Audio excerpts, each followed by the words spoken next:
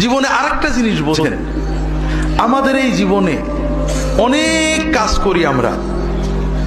কারোর লক্ষ্য উদ্দেশ্য এমপি হওয়া, কারোর লক্ষ্য উদ্দেশ্য বড় ডাক্তার হওয়া, বড় লোক হওয়া, অনেক উদ্দেশ্য আছে। আমরা অনেক কিছু করি, কিন্তু আবার সবকিছু রেখেই চলে যেতে হয়, ঠিক না? আর একটা জিনিস বোঝেন, দুনিয়াতে কেউ আপন হয় না। যে বউ আপন, 2 ঘন্টা আপন থাকেতে 4 ঘন্টা ঝগড়া করে, আসে না নেই? যে ছেলে আপন, সে 2 ঘন্টা কথা শুনে তো 4 ঘন্টা কথা শুনে না, ঠিক না বেঠিক? যে ভাই আপন, সে ভাই 2 ঘন্টা আপন আর 2 ঘন্টা পর।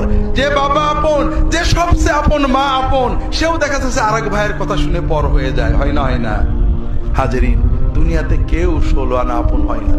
আমাদের এই জীবনটা পরকে আপন করার, মানুষকে খুশি করার জন্য একটা সংগ্রাম।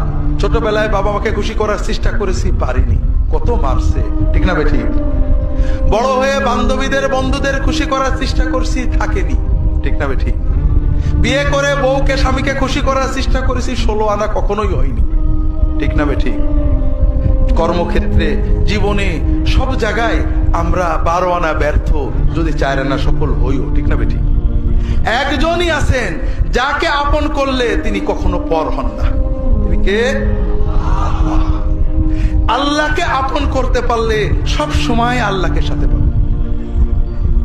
যদি আল্লাহকে আপন করে নিতে পারেন, আপনার বিপদে আপদে কষ্টে দুঃখে সব সময় মনে হবে আল্লাহ আপনার সাথেই রয়েছে।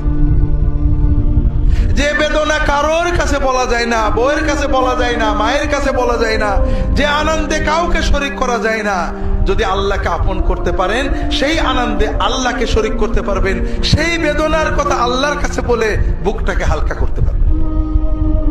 কথাকে বুঝতে পেরেছেন?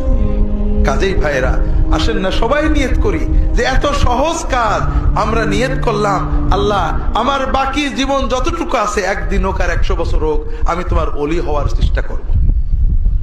আল্লাহ তাআলা সকলের নিয়ত কবুল করে নিন, আমিন।